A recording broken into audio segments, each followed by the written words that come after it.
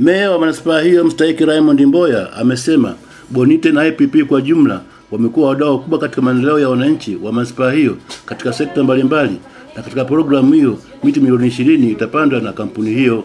Mstahiki Mboya ametoa pongezi hizo katika utekelezaji wa kampeni ya kitaifa ya upandaji miti ambao viongozi, watumishi wa manispaa hiyo, maafisa na wanafunzi wa chuo cha polisi Moshi walishiriki upandaji miti kando ya mto Rao.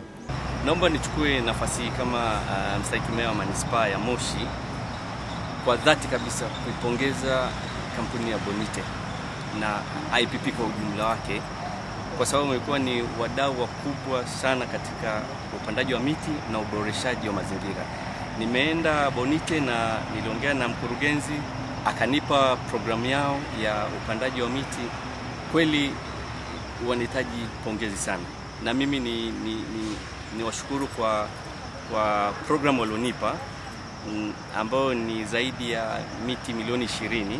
Halmashauri imeendelea kusimamia sheria inayokataza mifugo kuzurura ovyo ili kunusuru miti iliyopandwa isiharibiwe. Zoezi la kukamata mifugo inayotembea ovyo imeendelea kuwa endelevu.